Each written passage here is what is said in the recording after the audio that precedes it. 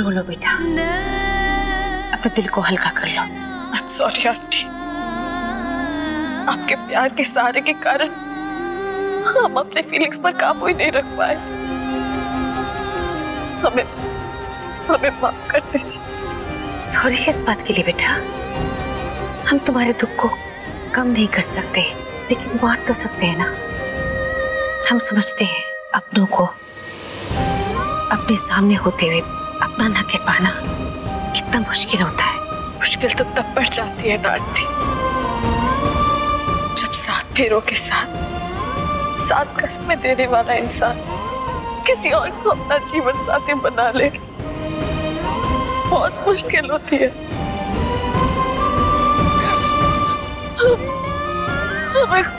हमें खुद समझ नहीं आ रहा हम खुद को कैसे संभाले।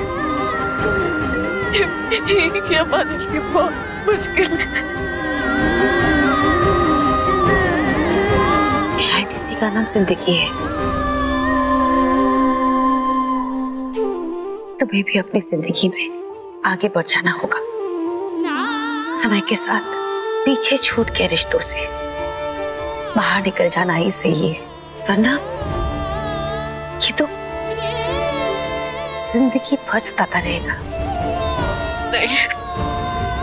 नहीं, उन रिश्तों को भुला देना हमारे लिए इतना आसान नहीं है, बहुत मुश्किल है। आंटी हमें का नाथ थे, हमने कभी एक भरा पूरा परिवार नहीं देखा। उस घर से हमें इतने सारे रिश्ते मिले, हमने एक परिवार बनाया, अपना परिवार। माँ का प्यार, पापा का प्यार, दादाजी का आशीर्वाद, दोस्ती थी, इतने सारे रिश्ते। उन सारे रिश्तों को हमने अपने प्यार की डोर पे बांधा था। इतने मुश्किल से जुड़े रिश्ते हम ऐसे कैसे छोड़ दें? बहुत मुश्किल है।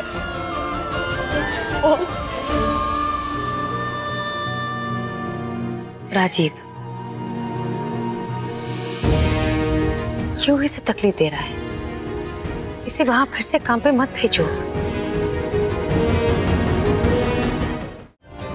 डॉक्टर राजीव, हम एक बार के लिए खुद को तकलीफ में देख सकते हैं,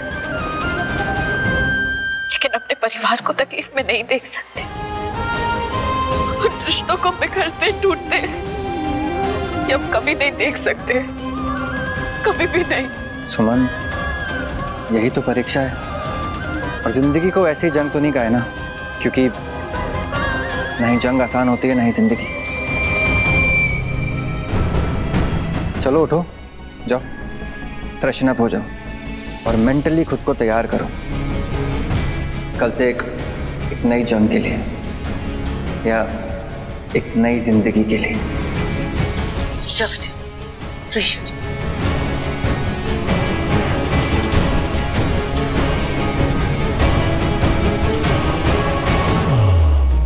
बड़ी मुश्किल होगी सुमन को इन रिश्तों से निकालने में, क्योंकि सुमन में अंशुमन बसता है।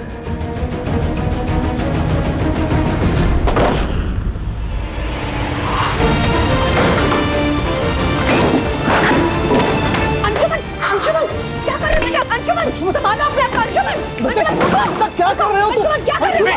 अंशुमन, अंशुमन रुको, रुक जाइए। ये सब चलकर क्या मिलेगा? अंशुमन, शांत। अंशुमन, इस तरह अपने आप को तकलीफ देकर तुम्हारी तकलीफें कम नहीं होगी। शांत अंशुमन, शांत।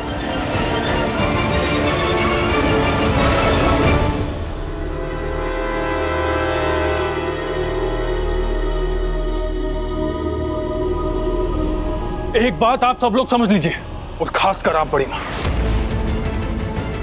संध्या से शादी मैंने सिर्फ इसलिए की है क्योंकि मैं सौरभ को आरती से उसकी बच्ची छीनने से रोकना चाहता था, और ये बात संध्या अच्छी तरह जानती है। और पढ़ के बहुआ, शादी ना शादी होता है, कोई सौदा नहीं होता कि किसी को बचाने के लिए किसी के मांग में सिंदूर भर दो और जिंदगी भर उसको नरक में झोंक दो। बूझो इस बात को कि संध्या ही तुम्हारी पत्नी है और कोई नहीं। तो एक बात आप भी मत भूलिए, शादी मेरी सुमन से भी हुई है, और जब तक मेरी सांसें चलेंगी सिर्फ सुमन मेरे दिल में रहेगी। ये भी जान लीजिए आप।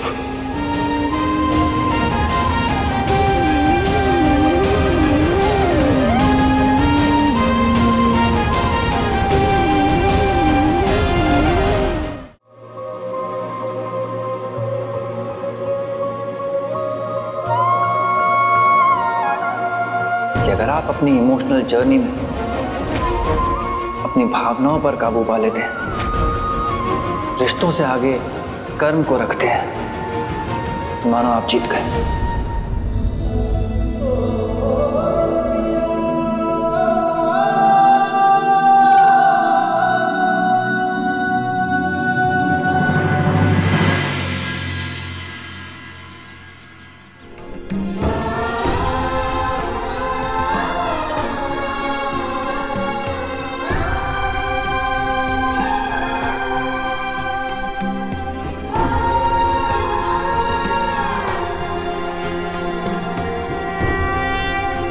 क्या डिसाइड किया फिर तुमने?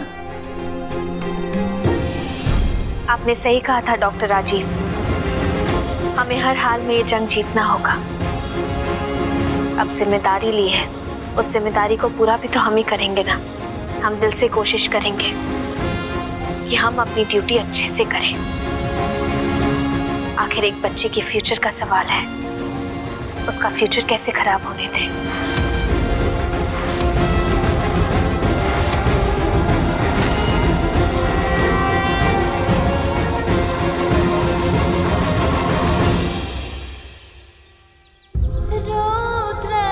सावित्री उसी वट वृक्ष के पास वापस लौट आई जहाँ उसके पति सत्यवान का मृत शरीर पड़ा था। सत्यवान के शरीर में धीरे धीरे जीवन का संचार हुआ। इस प्रकार सावित्री ने अपने व्रत के प्रभाव से न ही अपने पति को जीवित करवाया, बल्कि अपने ससुर को नेत्र ज्योति भी प्रदान की और उन्हें उनका राज्य वापस दिलवाया।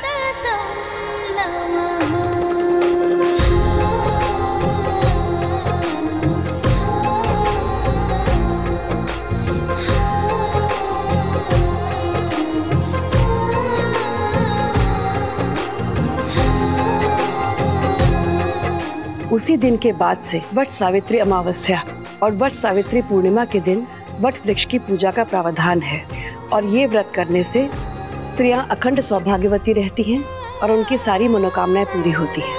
तो बोलो सावित्री मैया की जय। संध्या, चलो बेटा पूजा की तैयारी करो, इसके बाद हमें वट वृक्ष की परिक्रमा के लिए भी जाना है। जी माँ जी।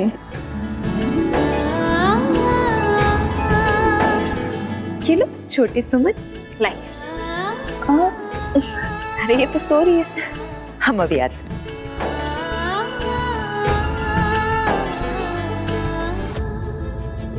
सुमन दीदी आपके लिए नाश्ता लाए हैं। नहीं, हम नाश्ता करके आए हैं। तो कोई बात नहीं, हम आपके लिए ना थोड़ा ड्राई फ्रूट्स ला देते हैं। नहीं नहीं, बच्ची गोद में है, हमें कुछ नहीं खाना। अरे बच्चे को हम पकड़ लेंगे, हम अभी ला देते हैं। नहीं आंचल, हमने कहा ना हमारा मन नहीं है। अरे आंचल, सुमन की इच्छा नहीं है तो रहने दो ना, क्यों जिद कर रही हो? जी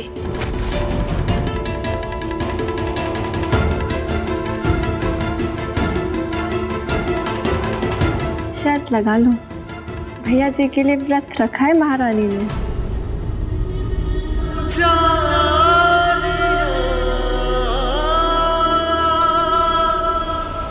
मुझे ना अंशुमन जी को अपना बनाने के लिए बस एक चांस चाहिए, लेकिन ये बच्ची हर समय रोती रहती है।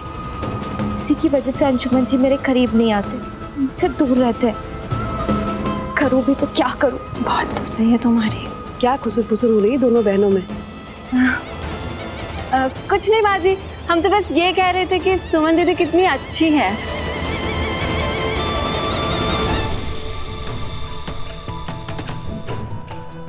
आरती दीदी, छोटी सुमन कितने देर से सो रही है? यही कुछ 7-8 घंटे से अंशुमन भैया के कमरे में सो रही थी। पूजा में कहीं उठना चाहिए इसलिए हम ले आए। तो क्या हुआ? 7-8 घंटे से? हाँ।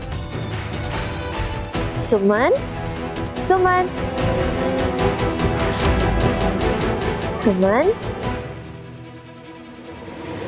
सुमन,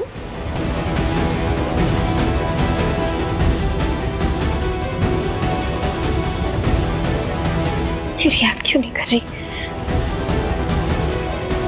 आरती दीदी, आप इसे पकड़िए, पता नहीं क्यों ये रिएक्ट नहीं कर रही। हम अभी आते हैं। क्या हो गया? अरे कोई बताएगा? छोटी सुमन, पता नहीं कहाँ था। सुमन हमें बताओ क्या हुआ। सुमन, सुमन क्या हुआ सुमन? सुमन क्या हुआ इसे? हमें बताओ। संध्या, हमें एक कफ सिरप की बोतल अंशुमन जी के कमरे से मिली है। हमें बस इतना बताओ, क्या तुमने छोटी सुमन को ये कफ सिरप पिलाया?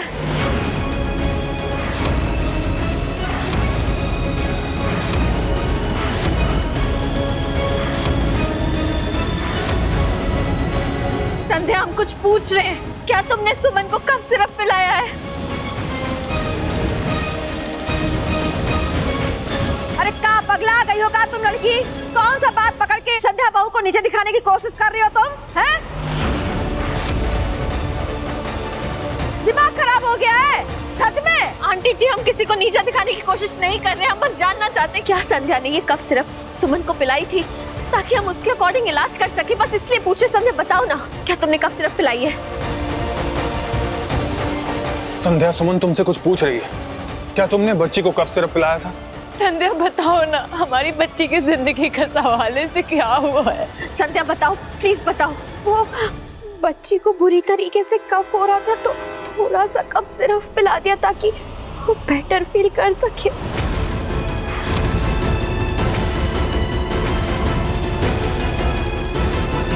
संध्या, तुमने किसी से पूछा, किसी को बताया? अरे बच्चों को कफ सिरप नहीं पिलाते, खास करके न्यूबॉर्न बेबीज को तो बिल्कुल नहीं। बहुत डेंजरस होता है कफ सिरप उन बेबीज के लिए। ये सब छोड़ो, हमें बस इतना बताओ, कितना कफ सिरप पिलाया था? कफ सिरप की कप से हाफ कप।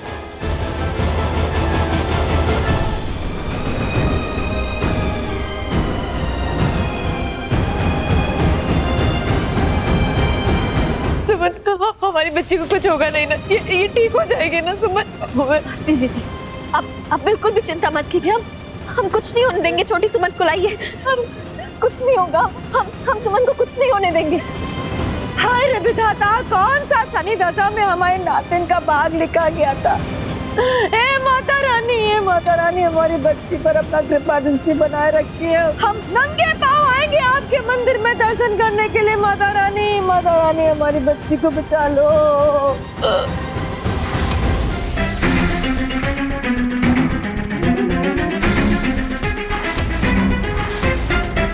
इतनी केयरलेस कैसे हो सकती हो तुम? तुम जानते हो उस बच्ची की मेरी जिंदगी में क्या अहमियत है? इसे इसके नीच बाप से बचाने के लिए मैंने अपनी जिंदगी, अपना प्यार सब दांव पे लगा दिया है, और तुम्हें इसकी जिंदगी का ख्याल ही नहीं है। नहीं, ऐसा नहीं है। हमें नहीं पता था कि इतना सब कुछ हो जाएगा, और हम डॉक्टर नहीं है, ना ही हमें बच्चे पालने का कोई भी एक्सपीरियंस है। आप समझ सकते हैं। अरे संध्या, ऐसे बिना पूछे दवा क्यों दी बच्ची को? सुमन से पूछ लेती, सुमन घर पे नहीं थी तो उसे फोन कर लेती। अरे नंदिनी से पूछ लेती। एक मिनट, पहले बच्ची की हालत देखो, कैसी है ये? देखिए ना दादाजी, आंखें नहीं खोल रही है, बेहोश पड़ी है, पता नहीं क्या हो गया।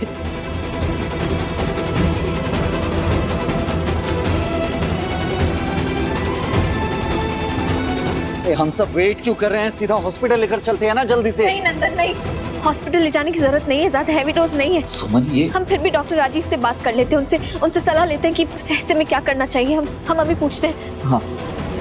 कितनी गहरी नींद में सो रही है, ऐसा लग रहा है जैसे मेरी सांसें रुक गई।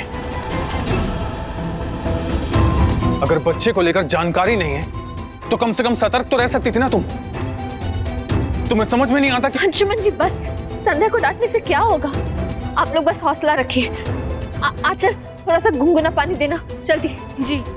और आप लोग बच्ची से थोड़ा डिस्टेंस बनाइए, इसे खुली हवा चाहिए सांस लेने के लिए, लेने में तकलीफ होगी। ये आते भी हम डॉक्टर राजीव कॉल करते हैं, कुछ नहीं होगा सुमन को। हमने डॉक्टर राजीव से बात की, उन्होंने भी कहा कि चिंता करने की कोई जरूरत नहीं है, हमें बस छोटी सुमन को दवाई देना होगा। अभी भी है टेम्परेचर? नहीं, अभी नॉर्मल है। आंचल,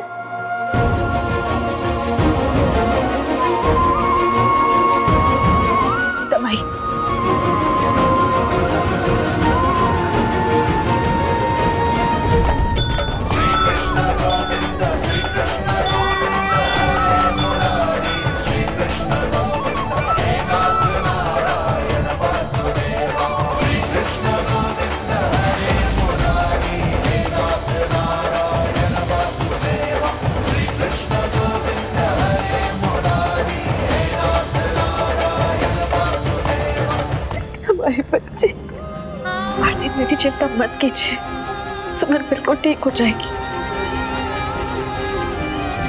दवाई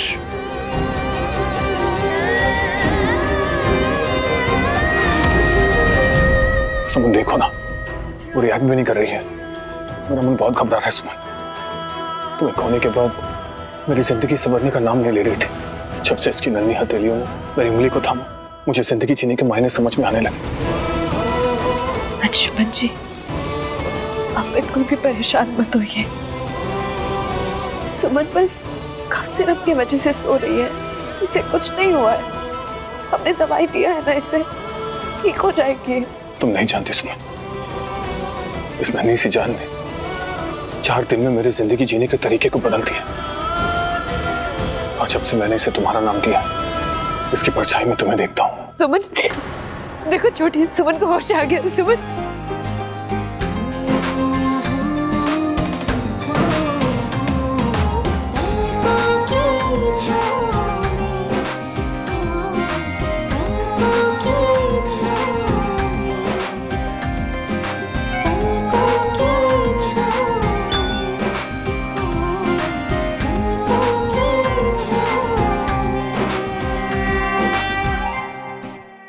बना दिया ना तुमने हमें।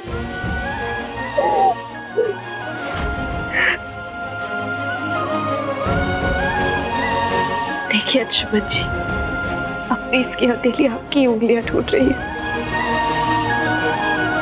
बड़ी मुश्किल से हमारी बच्ची मुसीबत से बची है। हम माता रानी का जगराता कराएंगे।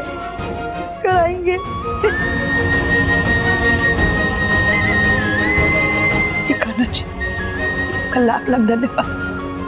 अंशुमन भैया, सुनो, आप दोनों की वजह से हमारी बच्ची ठीक होगा। हम तो बस यही चाहते हैं, आप लोग मेरी बच्ची के माँ बाप बने।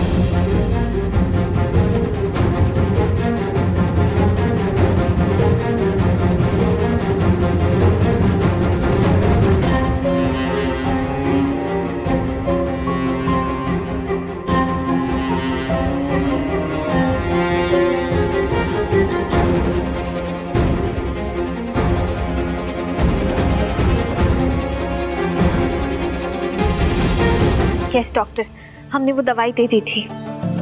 थैंक यू सो मच, आपने सही वक्त पर बता दिया। अब बच्ची बिल्कुल ठीक है। हाँ, हम आपको अपडेट करते रहेंगे। Thank you. क्यों सुमन, मिल गई तुम्हें मन की तसल्ली? मैं जानती हूँ कि तुमने आज ऐसा सीन क्रिएट क्यों किया है, कि तुम्हें अच्छे से पता है मैं बस परिवार वालों की नजरों में घिर जाऊं और सब तुम्हारी तारीफ करें, ताकि तुम अंशुमन जी की जिंदगी में दोबारा वापस आ सको। लो, अब यही सही रहेगा। मार डालो हमें, बना लो अंशुमन जी को वापस अपना। पागल हो गई हो क्या तुम संध्या?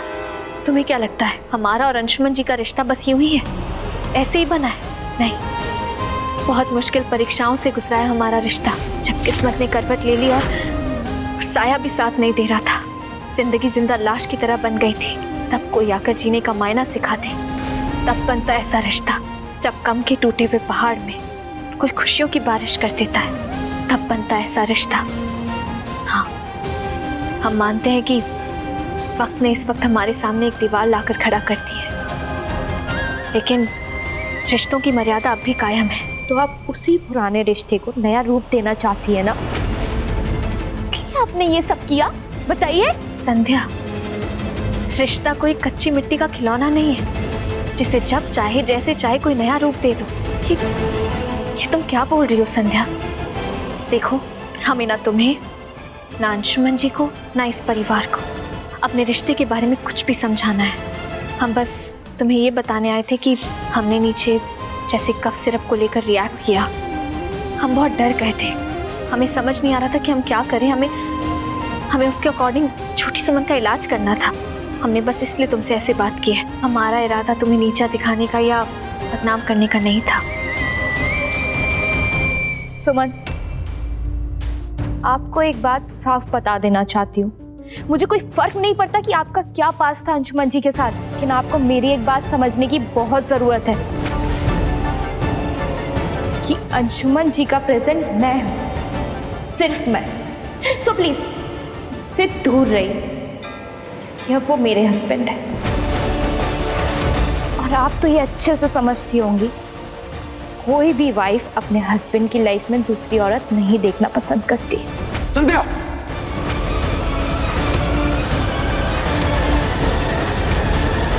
सुमन मेरी जिंदगी में कोई दूसरी औरत नहीं है। मेरी जिंदगी में सिर्फ और सिर्फ सुमन एक अकेली औरत है, जिसे मैंने दिल से पत्नी का दर्जा दिया है।